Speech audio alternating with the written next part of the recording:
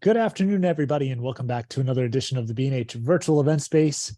Happy to welcome to the event space, Siân Elizabeth. Siân, how are you today? Hello, I'm really good, thank you. How are you? Doing absolutely wonderful. I am super excited to hear you talk today because I think you're talking about something that's maybe a first time for the event space here, which is living with chronic illness as a photographer. Some of us can relate to that. Some of us, I'm sure, would love to learn more about that. So I think it's a really interesting topic and I'm excited and just want to say thank you again for coming on here and being open and willing to talk about it. So if anybody does have any questions that you want to get over to Siân, please feel free to do so. If you would like, and you're joining us here on Zoom, you can use the Q&A tab. Otherwise, if you're joining us here on Vimeo or Facebook, you can use the comment section.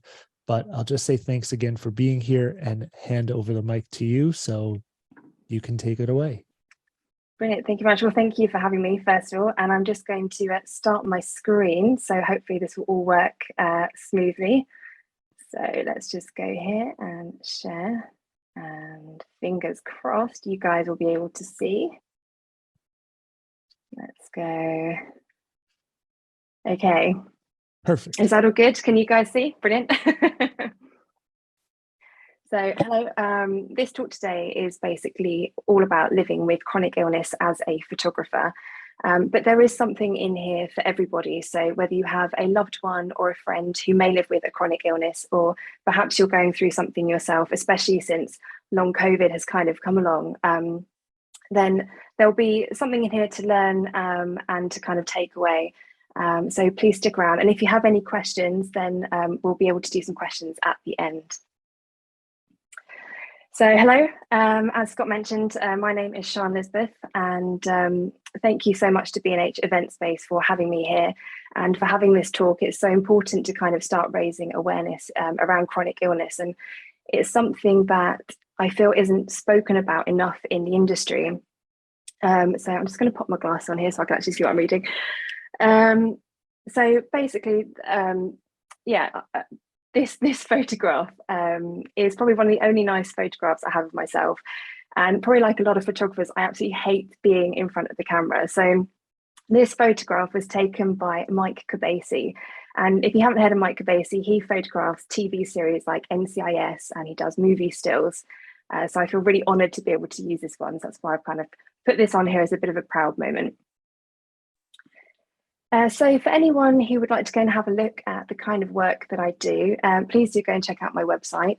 This is one of the landing pages for it. I primarily shoot beauty, fashion and portraits, but in my spare time, I also love to photograph. So my passion and career, photography, and hobby, also photography, probably like quite a lot of us out there. I like to photograph wildlife, travel, abstract, basically anything, everything and anything. But this is my professional website. So this talk is going to go through my own personal journey with chronic illness, and by no means is it a blanket representation. Everyone has their own individual journey, and chronic illness affects everyone in different ways. And even people with the same diagnosis can have different symptoms and affect everyone differently. So I'll be showing images of my work along with some behind the scenes footage from photo shoots and how adapting in this industry has opened up new opportunities, along with some tips with managing energy while still pursuing photography, whether that's as a hobby or a career.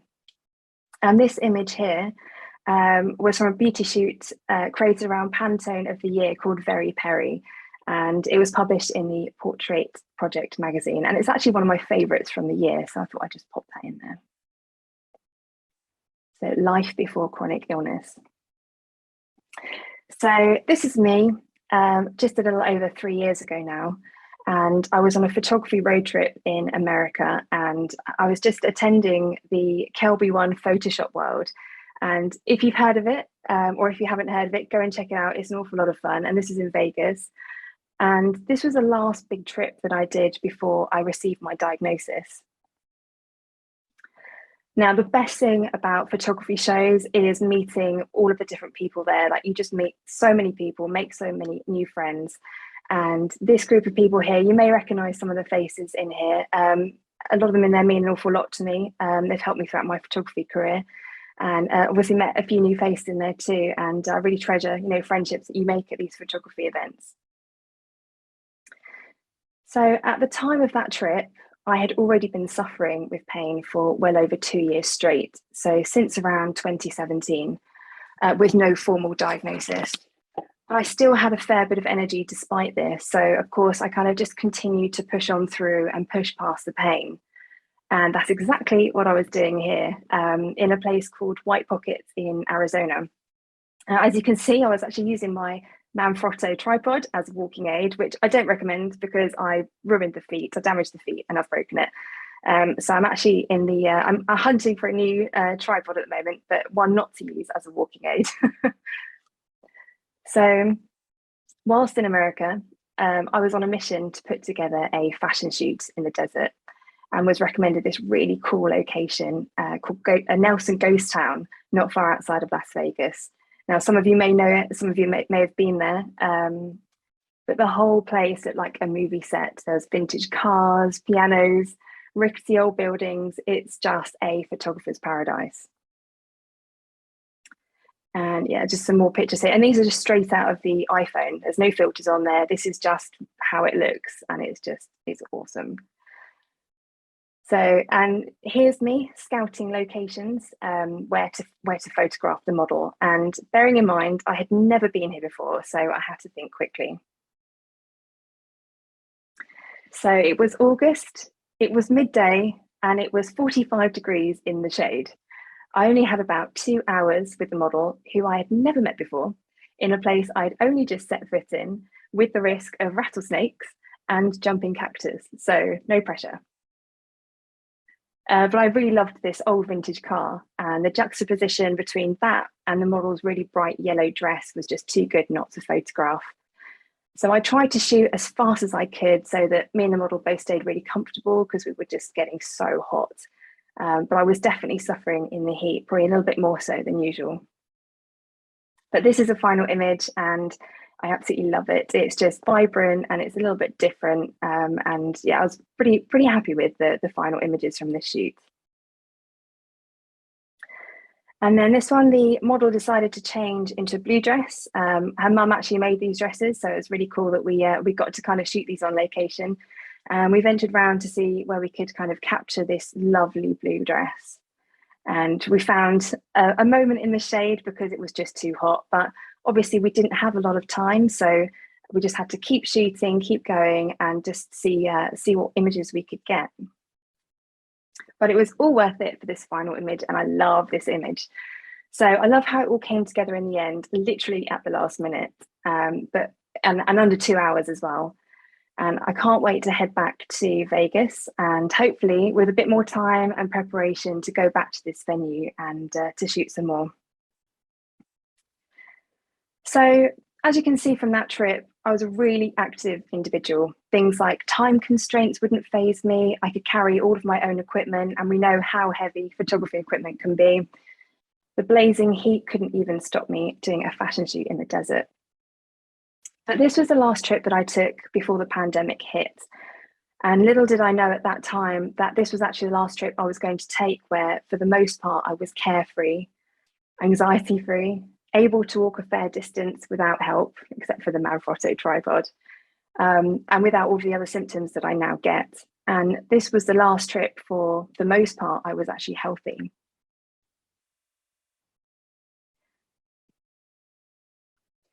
When I returned home from America, I really wasn't very well. I just put it down to having done too much at the time. But I now believe that it was my very first official flare and crash. And these are terms that I now hate and dread both in equal measures. So after multiple hospital visits and GP appointments, I was told that the pain that I was in on a daily basis was due to endometriosis. And that's a condition that at the time, I'm actually really ashamed to admit that I hadn't even heard of. In fact, 1 in 10 people are affected by it globally, making it more common than diabetes. Yet it's hardly spoken about and it's greatly underfunded. So unfortunately, the only way to receive a formal diagnosis is to have an operation. There is no other way. That is the gold standard. So that's exactly what I did, which confirmed that I did have endometriosis and adhesions. And as you can see, I am looking completely out of it there because the nurse hadn't long dosed me up on some really strong painkillers as I'd just come out of surgery. However, I still wasn't very well after this operation, and it wasn't long before I received my second diagnosis. So ME, or myalgic encephalomyelitis, was my second incurable illness diagnosis. And I just want to highlight that although ME is often referred to as chronic fatigue syndrome, ME is so much more than just fatigue. It causes your whole body to almost shut down. And if anyone here has ME, or you know someone who lives with ME, then you will understand when I say that it feels as though you've been robbed of the life that you thought you were going to have. So one of the main factors of ME is something called post-exertional malaise. And these funky graphics kind of explain a fraction of what that can entail. So PEM can come after the simplest of tasks, ones that you were able to do before, and even without a single thought. So things like having a shower or walking the dog, even reading a book or just going on social media. So ME means that you have to plan ahead, hoping that the day that you want to do something or go to an event that you'll be okay. And then also factor in that you'll probably crash afterwards, potentially being bedbound for days or even weeks. So ME is a scalable illness, which means one day you could feel like a superhero, or in relative terms, and then the next feel like you're completely stuck in the mud and you can't move anywhere. And this makes it really, really hard to predict, not only for yourself who's suffering, but for everyone around you. So, although this photo actually looks quite funny, it kind of looks like I've melted into the bed. This was part of one of my crashes, and one of my worst crashes, actually. So my whole body felt as though there were lead weights just pushing me down, like physically pushing me down, making me unable to move. I didn't want to speak, I didn't want to do anything, and I was incredibly sensitive to noise and to light. And my worst crashes I've experienced so far over the years have left me practically bedbound. Now, I won't go into any more detail about endometriosis or ME right now, but if anyone does want to ask me any questions or talk about it, then please do so after this presentation, and you can DM me on socials or email me, and I'll be happy to talk about it. So they say good things come in threes, and I'm not so sure about the good part, but the third thing to top everything off at the start of 2020 was, of course, the announcement of the pandemic. So, having just had the diagnosis of not one, but two incurable illnesses without knowing much about either or how they would completely change my life, and then facing this meant that I had to go and do my own research to try and understand what was ahead for me.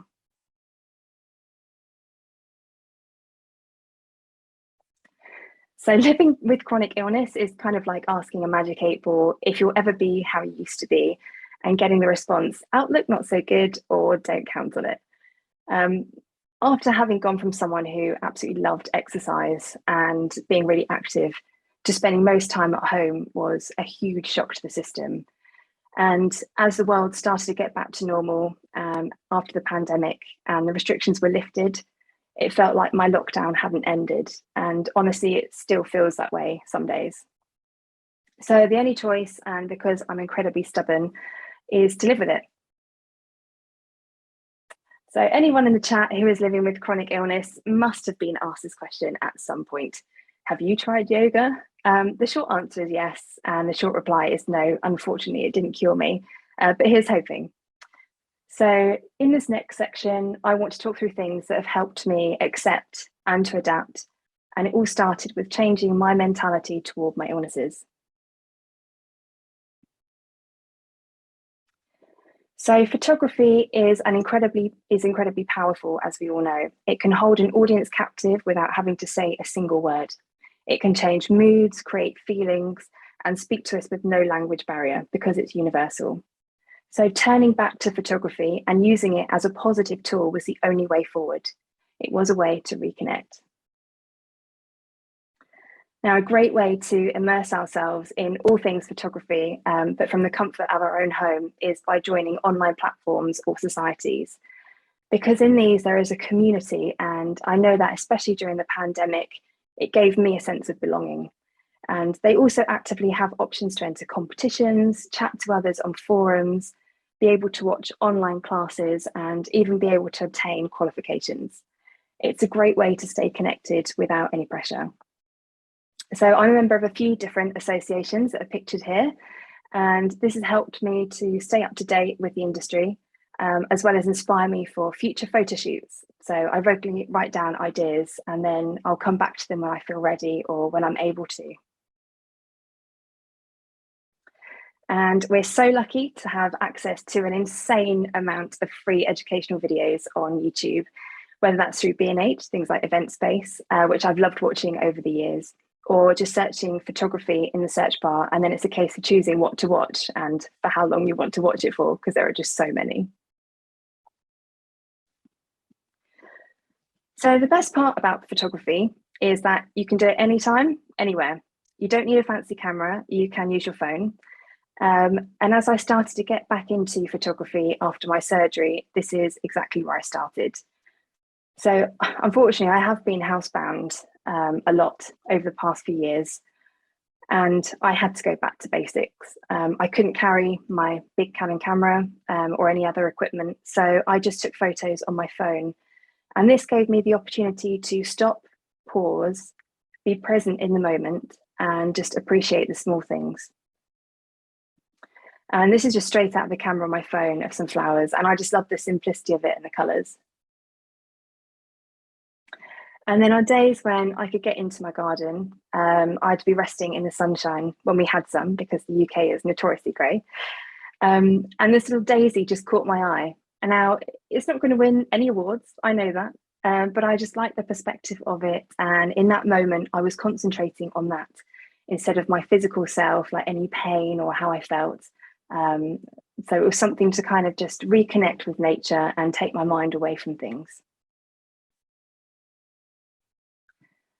So on my good days, I can venture a little bit further. I'm lucky that I live about 5 minutes from the beach. But again, I didn't have the energy to carry my equipment, so I've just been taking my phone with me. And this is an old iPhone. This isn't the fancy new iPhone or anything. But this has no filter, no adjustments. This is just what I witnessed, and beauty in its natural form. Now, it can be difficult to stay positive when you are facing so much personally, but nature is a great healer. And whether you're a portrait photographer, sports, wedding, still life, newborn, or food photographer, you can't beat the inspiration that Mother Nature can give you. So any opportunity you have to be outside, just take it. Okay, so this is the hard part. Still trying to pursue a passion when you're living with chronic illness. So this rather silly self-portrait was inspired by the film How to Get Ahead in Advertising, where the main character actually has a boil that grows into a head and it kind of starts taking over. It sounds ridiculous, but it's a great film. And that's kind of how I felt about chronic illness. It was like I was being told what I could and couldn't do. I knew I had to find ways to adapt, to still be able to pursue my love of photography, but without making my health worse. And that brings me on to what has been one of the most important areas, not only physically, but mentally, and that is adapting.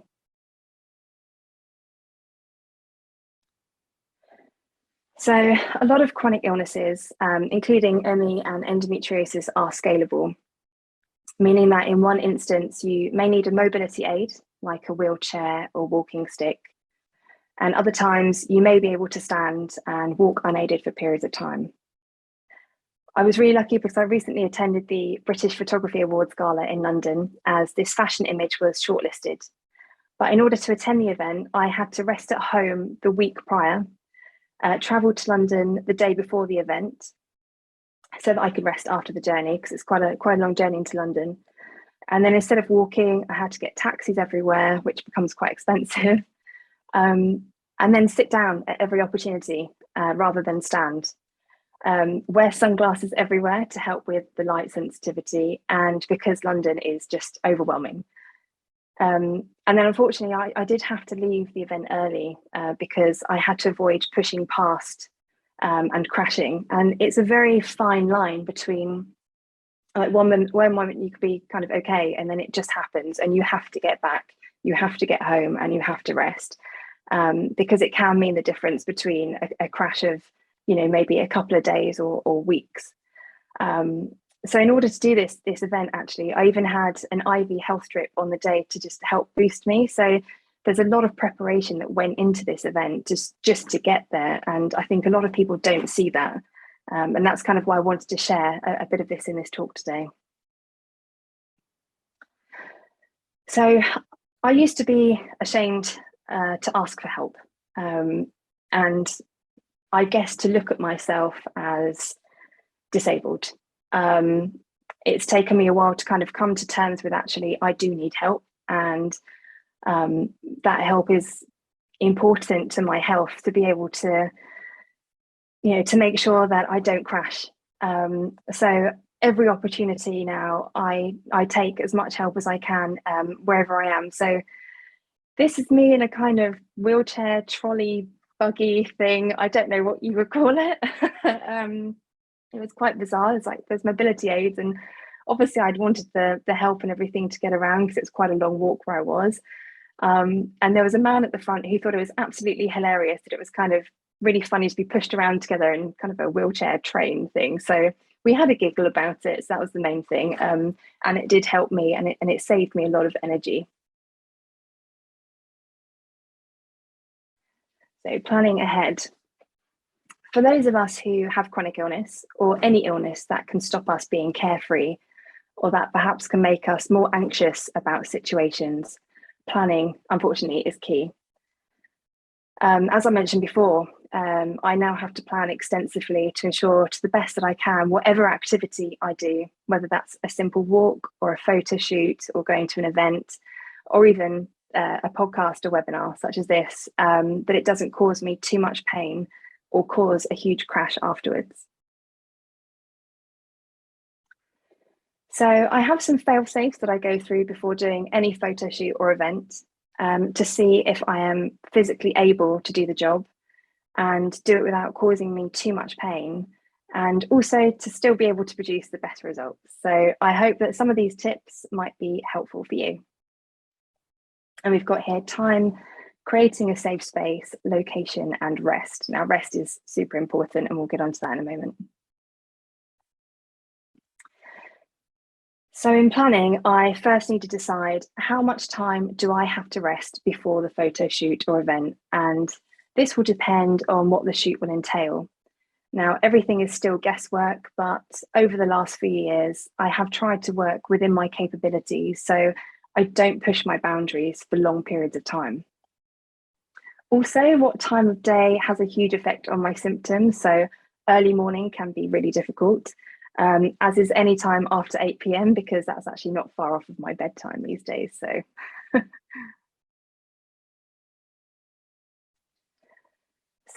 when I have a photo shoot coming up, I will plan a number of things to help reduce the shoot time on the day. And this includes planning lighting and model poses in advance. I will use my good rest days to try and edit or to come up with lighting setups so that I can quickly set up on the day of the shoot and get the results faster. Now, this software, Satellite 3D by Elixir, helps me plan ahead without having to leave my sofa or bed or wherever I am. And you do have to pay for it, but I've started using it a fair bit because it's given me a chance to still be involved with the idea of photo shoots, but without having to actually do it and set everything up. So it's quite helpful. And I won't spend too long on this one, but this is inside the software, and you can kind of see that you can place the lights where you want with various modifiers and models, and then see what the outcome will look like. And you can add gels in there too, which is what I've done here. And it is quite cool. It's a cool bit of software. I like my gadgets.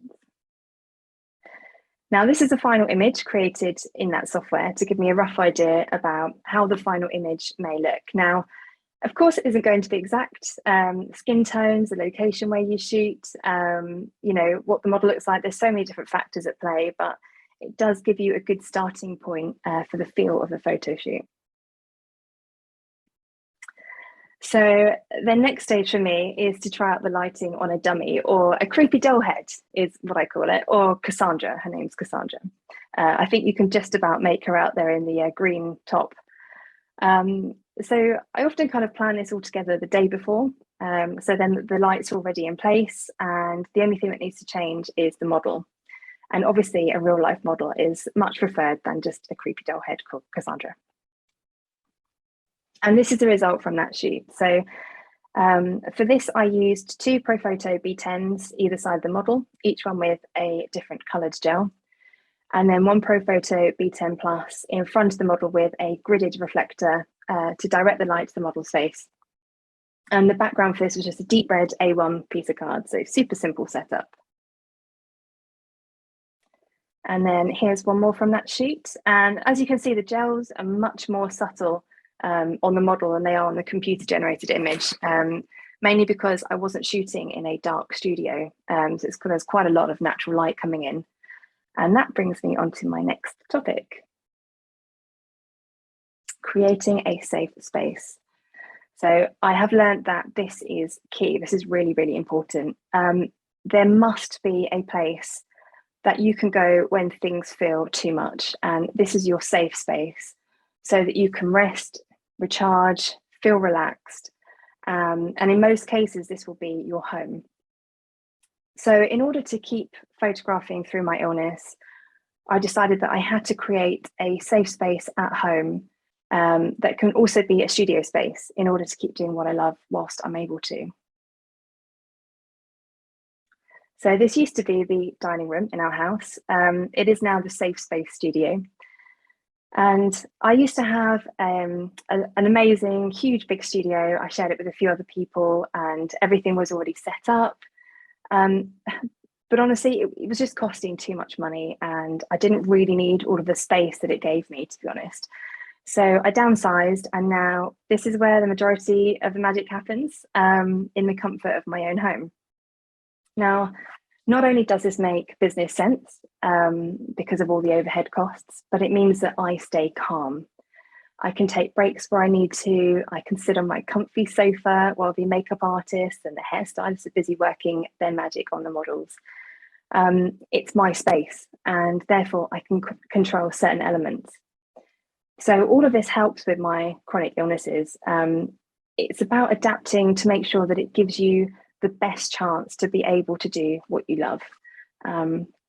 It might not be as glamorous, but you do get the results. And this image is from the setup that we just saw. So I think we can agree that seeing this image, you wouldn't have thought that it was just taken in a dining room with a small setup. It could have been taken in a studio. And again, this was a simple 2-light setup. So 1 Profoto B10 on a platypod for the background light, no modifier, and then 1 B10 in front of the model with a Pixapro silver interior beauty dish, which happens to be my favorite modifier. I do love a beauty dish. And then, yeah, I just used some white foam board as a reflector just to bounce some light back in and to soften any shadows underneath her chin. And here's another example. So in this image on your left, I quite often set up my laptop so I can shoot tethered. And for those of you that don't know what tethered is, it just basically means you connect your laptop to your camera so that you can see the images straight away, everyone can see them, and it does make life a little bit easy, but sometimes it's a bit temperamental, so just bear that in mind if you do try it. But yeah, this means everyone can easily view the images, and we can correct things as we go, and the model can kind of look at the pose that she's doing. She can adjust how she's standing, so we get better images that way as well. So I actually find that shooting tethered, it actually reduces shoot time because everyone can kind of see what needs to be done quicker as opposed to kind of going through it and changing it. And this actually in turn helps with managing energy levels. So obviously if the shoot is a shorter amount of time, obviously that helps me. So making these small adjustments can really make the difference to needing 1 or 2 days rest afterwards, compared with needing like a whole week perhaps to recover from a shoot. So this rather glamorous image is my shed. And during the pandemic, we were told not to be indoors with others, especially if you're in the vulnerable category. And actually, if it's nice outside, why not use that as an opportunity to shoot in the fresh air? So here I've literally stuck an A1 white foam board to the shed using masking tape. It's not very neat, but it did the trick. And it was to create my makeshift backdrop because the light there was actually perfect. So this is all natural light, no strobes involved or anything. So yeah, even though things are kind of almost back to normal, if I do get the chance, I do like to shoot outside, even if it is in the garden against the shed. And actually quite a few images have been shot against that shed now, so it's quite famous. And this is on a recent shoot. I've just used the white foam board behind the model, or stuck on the masking tape there, and then basically just one in front. So the makeup artist is holding the other white foam board in front of our model just to bounce some light back in. And you can pick these boards up from Amazon or places like Hobby Lobby or Michael's, or for those in the UK, like Hobbycraft. Yeah, so they're lightweight, they're cheap, they're brilliant. I love them. And this is the result from that shoot. So it's really beautiful, soft, natural light. And this is no strobes, no heavy equipment, just a camera, that white foam board against that rather glamorous shed. And yeah, this is the result that you can get.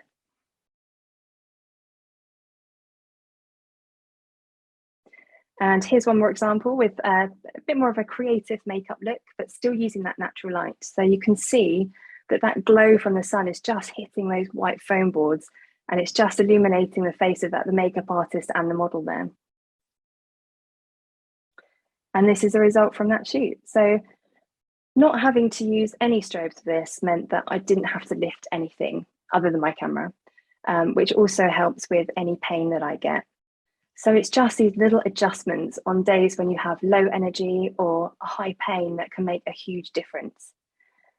Now, obviously, I have had to cancel or change shoots when I've been really bad, but this leads us on to the next section. Location. So I do always try to shoot at home if I can, my safe space, or my safe space studio, or somewhere close to home if I don't get any help or assistance to get to that location, or a place that I visited many times so that I feel comfortable. So if you're familiar with a place, obviously you feel safe there. Of course, there are always exceptions on the brief, but in most cases, I have been able to kind of adapt to be able to set the location in my favor, and never be afraid to suggest places that you know well. Not only will it keep you calm, but if you know a place well, the chances are you'll know where all of the good photography spots are, and your client will be absolutely thrilled with them. So for this photo shoot, a singer wanted new images for her album and website that reflected her personality and style of music. And in case you didn't guess, I think you just about make out her hat there. She loves country music and she sings country. So I suggested this location that was close to home and one that I photographed so many times before that I felt comfortable in, again, creating that safe space. And this shoot was only about an hour long, and it was just the two of us, so minimal energy and a really, really relaxed environment. And actually we were quite lucky with the weather too, because I think this was in winter. I only took my very portable and lightweight Profoto A10 and the Click Softbox Octa, so everything folded down into one bag, and it was super lightweight to carry. And we gave the images a kind of Western vibe filter after, which kind of fit in with the brief. But this is one of those images. And this one is, I really like this picture. Here, the Profoto A10 was just off camera right, just to add some light back into her face, but we're balancing there the natural ambient light with the flash. And then this one is probably my favorite from that shoot. So she was super happy to kind of get in the foliage there. So it's so great when you have someone who's happy to just do anything for the shots. You know, she got right in there. We put the guitar there, her hat right in front of her, And then because it was close to sunset, the light was beautiful anyway. But we just got the Profoto A10 just off the side there to kind of just kick in a little bit more onto her face. And yeah, I love this picture, and she was really happy with it too. So lastly, nothing is more important than rest. And I don't just mean before or after the shoot or event. Pacing, as it's known in M.E terms, is all about managing energy during something, not just before and after. So I try to book in regular like rest time or regular breaks, just as you would working a 9 to 5. I sure to sit down or take a moment to myself for any opportunity during a photo shoot. So every minute of rest counts, and it really can mean the difference between having to rest for a day or two or potentially being bedbound. So you have to get amazing at resting anywhere, anytime you can, in order to save energy.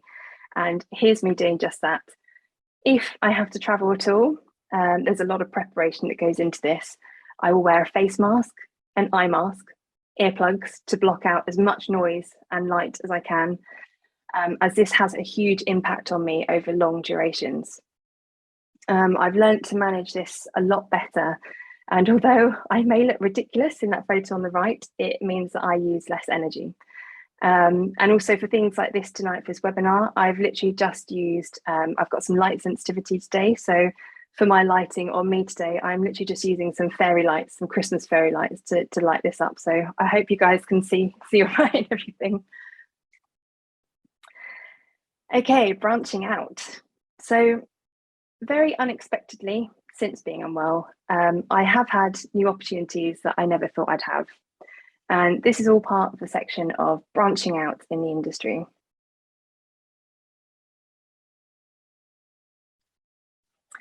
So this is a product review video that I created for Profoto Click Octa softbox. And you can watch the video on my YouTube channel if you'd like to see some behind the scenes. I adapted by choosing a location that was close to me and one that I knew well. So I was creating my safe space, it's very familiar to me. So I felt happy and relaxed there.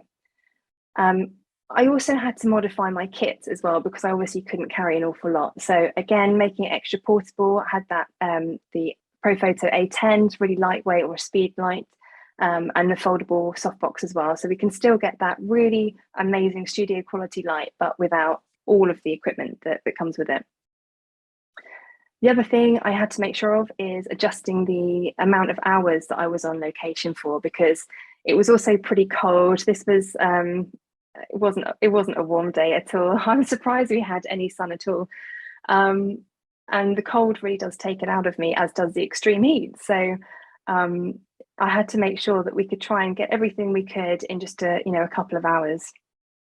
And then on location, allowing those kind of rest breaks. So when the makeup artist is kind of touching up, just basically sit down, take a moment, have a cup of tea, have something to eat, make sure that all of those things are factored in.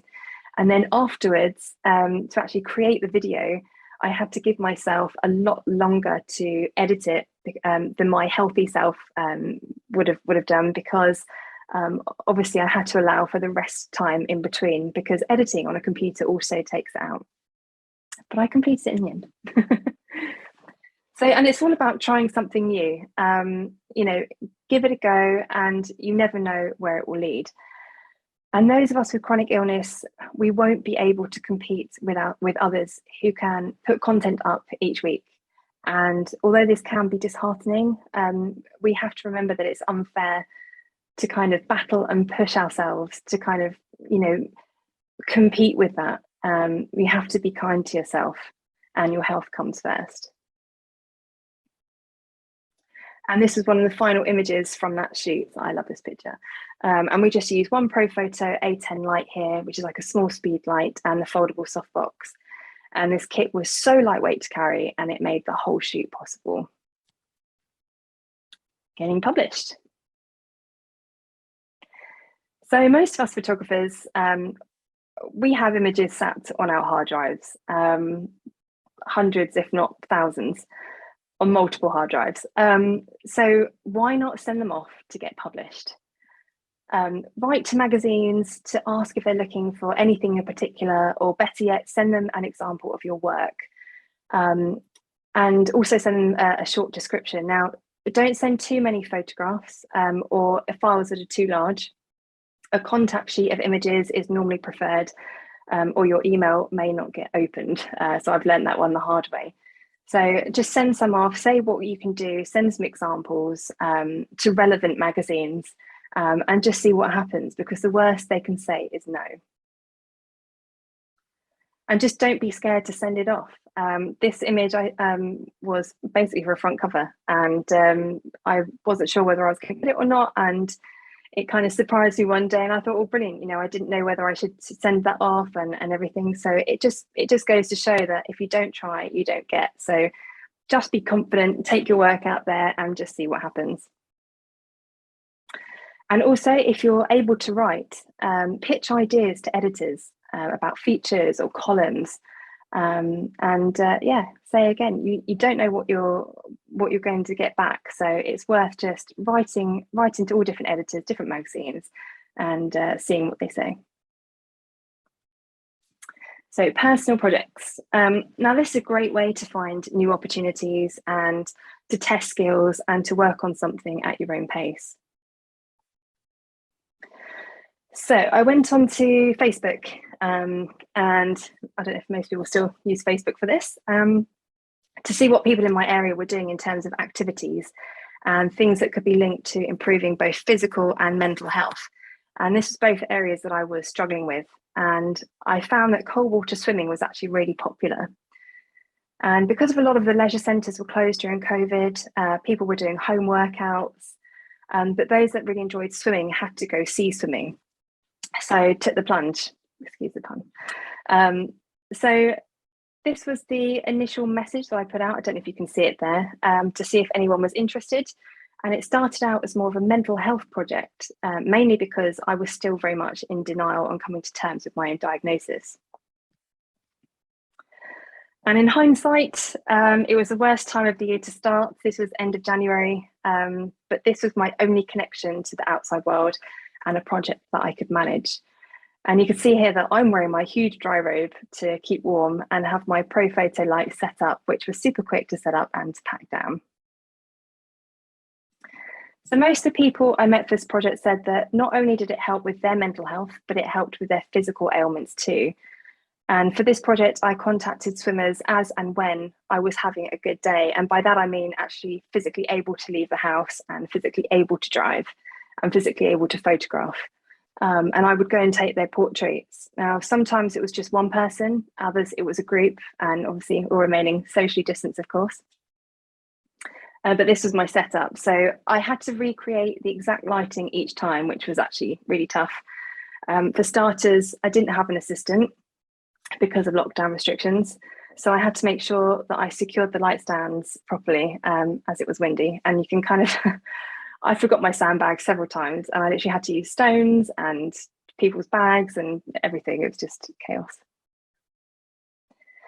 And as you can see, I kind of made a triangle shape with the lighting. You kind of see it in their glasses here. I wanted this lighting set up to create some really cool catch lights in their eyes, but to also get a lot of light on their faces as opposed to lighting further down their body. And this is a little time lapse. I don't know if it's going to play. So this is me just setting up to get ready for the swimmers so they didn't get too cold.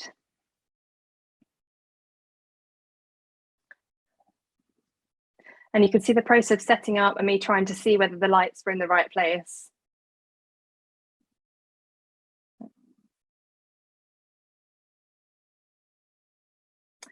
And this is on location at another couple of beaches close to where I live. So this is all within kind of probably 10-15 minute drive from my house. So again, keeping it close so I can always get back home if I need to. And there were so many challenges with this project. So sand is an issue. It just gets everywhere, but it's great to secure your stand legs in. So that was a positive for that. But it was so hard to get the right lighting height because everyone was a different height, and I didn't have a lot of time in between to adjust for each swimmer. So otherwise I'd get really cold. So obviously coming straight out of the sea, God knows what temperature it was, freezing.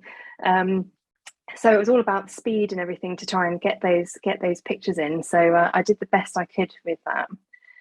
And this is another quick behind the scenes of how I was setting up. Now I went everywhere in my dry robe. So I actually had a coat on underneath this and then this because it was that cold. And it's blue skies, but don't let that fool you. It's winter. It was a cold, crisp winter day. But yeah, this is basically just setting up, taking the pictures, and obviously I'm in the way there. But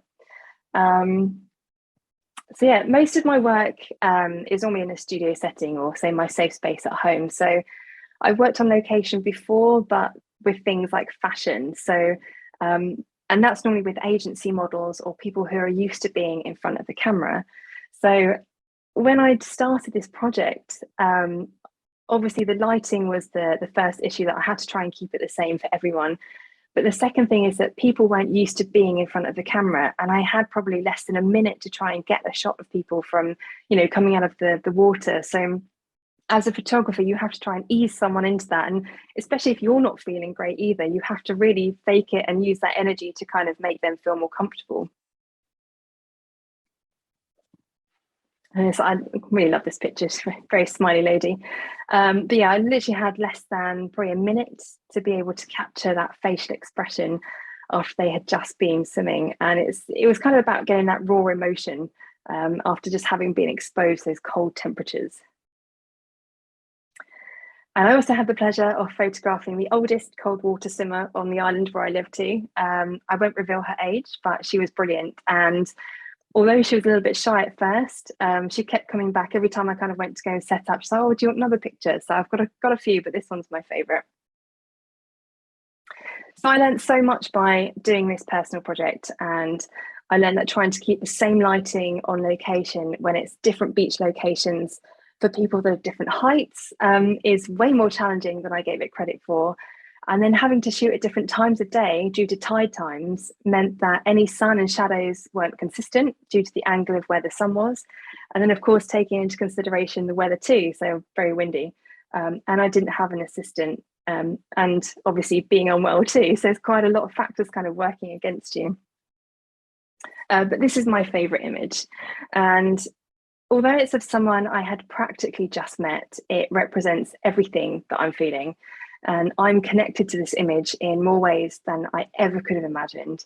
And it all started with a choice of reaching out to others when I was struggling myself.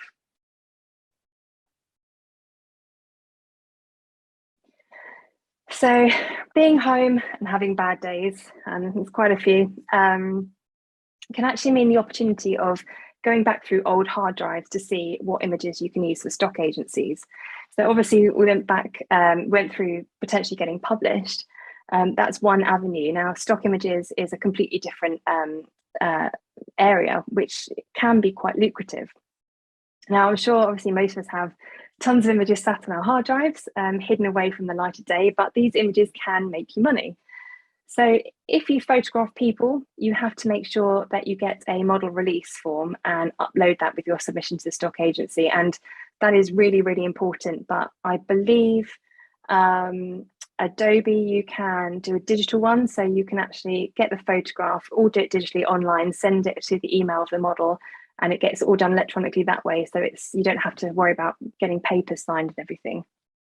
It's also a great idea to look at what the current briefs are for stock agencies to see what they're looking for. So obviously Christmas time, Valentine's Day, Easter, all those sorts of things. It's worth kind of looking ahead and seeing what you might be able to shoot for. And actually kind of, you can potentially shoot some things at home for stock images too. So that's a good way to kind of stay doing photography and get your images out there. So if you don't fancy being on video, but you like to talk, how about trying a podcast? And if not your own, how about being a guest on one?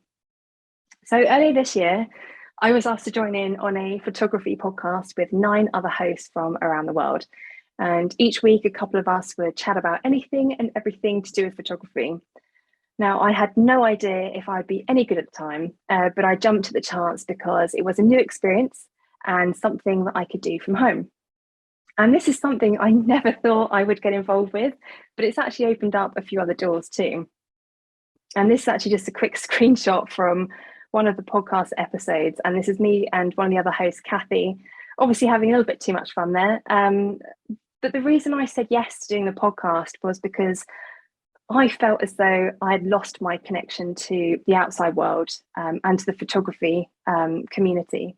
And mainly because I had to stay in the house. I was in the house more. So by doing this podcast, it allowed me to be in my safe space while still connecting with other photographers and being able to talk and share, all things photography, which of course is what we love to do. And here's a couple of behind the scenes of some of the setups that I've been using for the podcast recording. I'd love to say that it's still that tidy, but it's not. So I get to sit down and it's all pre-recorded, so there's not a lot of pressure there. And if you haven't tried podcasting, I do highly recommend it. And it doesn't have to be about photography. It's a great avenue to get yourself out there and try new things, and also to pick up new skills too. So it's something in there for everyone. Okay, so podcasting snowboard into teaching.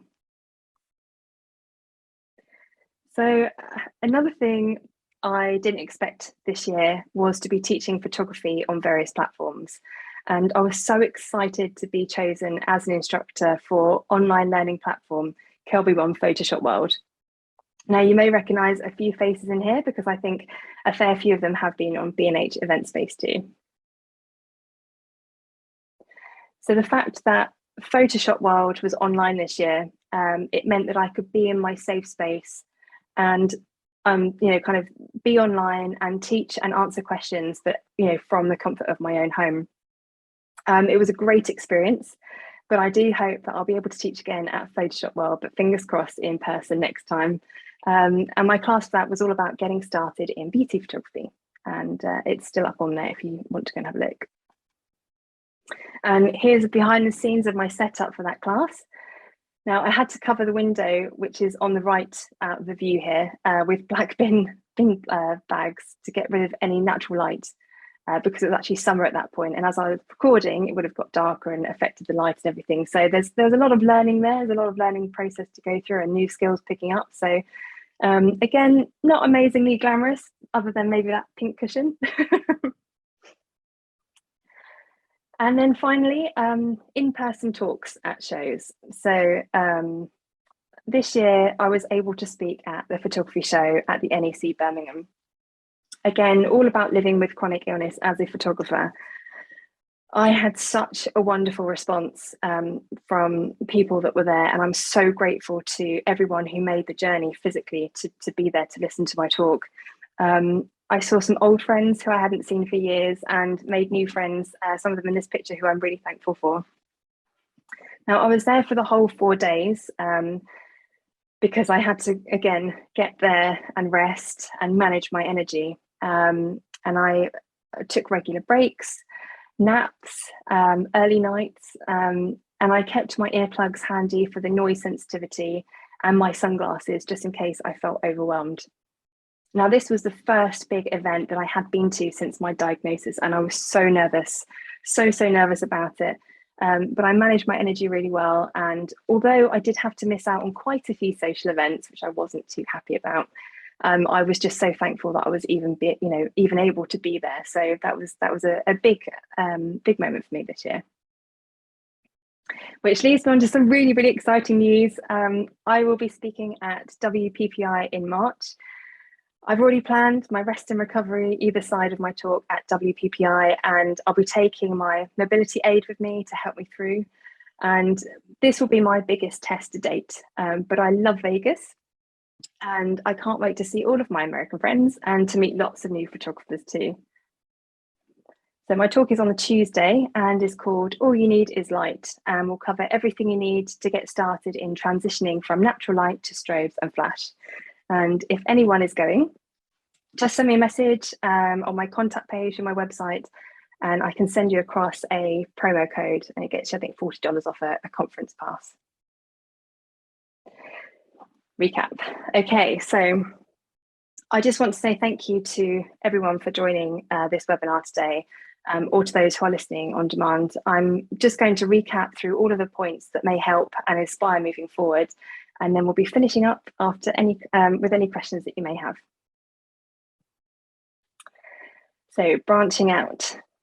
So when you're able to try new things, you never know where they will lead, and you may find new hobbies and new friends. And this is actually why I love the photography community, because you meet so many wonderful people, and more often not than, you do become friends. So in branching out, we touched upon things like podcasting, stock photography, YouTube channels, getting published, and social media, and even trying different genres of photography if you want to try things at home you haven't done before. And then there's also things like writing and like blogging, for instance, and all of these avenues can generate new skills and potentially income too. Plan. So planning had a few things to consider, such as time, location, and rest. Try to keep photo shoot durations to a minimum, whether that's in a studio, at home, or out on location. And photograph in a place or location that you know well, and ensure that you take regular breaks whenever you can. And all of these little things will make a difference to how much energy you use throughout the day. So as we said before, creating a safe space is so important. And if you're out and about, creating as much of a safe environment as you can. It's all about reducing anxiety by finding out things like how close you can park. Are there facilities? Is there food and drink available? Will it be busy? Are there quiet areas? Is there access or the option for mobility assistance? Now, I kind of get a bit overwhelmed sometimes with all of the things I need to think about now before I even leave the house, where I didn't think about any of these things before. So it can be overwhelming at first, but they're quite good things to kind of get into practice so that when you get to somewhere, get to your destination, you feel a bit more relaxed. So depending on your own personal needs, say it's a good idea to try and find out as much as possible, or having someone find out for you, friend, family. This means that you'll have the best experience when you actually get there. So I do take my earplugs with me wherever I go, and my sunglasses, because I do get both noise and light sensitivity. And I've had some comments about when I wear sunglasses indoors, but hey, if it's good enough for celebrities, it's good enough for me. And you just have to do what's best for you. This is a tough one. Know your limits. When anyone is unwell, they are told to rest. Now, obviously, this can be difficult when you have a chronic illness, but after a while, you will know what your maximum limit is per day. And obviously, you don't want to be hitting that limit every day. You don't want to be doing it. Please don't push past your limits. Find ways to kind of work within those limits. Or if you do push past, make sure you have a contingency plan in place to rest and recover. So if you know that something is particularly going to take, just that little bit more energy, say, okay, well, the next 2 days, I'm going to just rest completely and do nothing. And your health comes first always. And I know this can be difficult, but it's true. It is very, very, very true. Health comes first. Okay, so personal projects. It doesn't have to be going out and actually photographing. It could be looking back through old images and cataloguing, or re-editing images, listening to online photography talks on platforms like B&H, getting some ideas to do in the future. Or you can even play around on new software, which is what I've done here, using Skylum's Luminar. I kind of edited her to try and look like Catwoman, something a bit different for me, but I kind of thought it was quite good. But personal projects are all about you. And the best part is there are no time constraints. So find something you're passionate about and create when you're able to. So the last one I want to leave you with, but it's the most important one, is don't compare. And it's a difficult one. The world is a tough place and the industry isn't much kinder sometimes, but as they say, compare leads to despair. There is enough space for all of us in this industry, and there are opportunities, and even sometimes when and where you least expect them. And without sounding too corny, be true to who you are and follow your own path, because your journey is your own. Okay, one more. Don't give up. you may not be able to do all of the things that you could do before, and it takes time to accept that. But once you do, and you start focusing on the little things that you can do, you do begin to find happiness again. And it's not easy. I'm not saying it is, but it's all about adapting, like we kind of mentioned.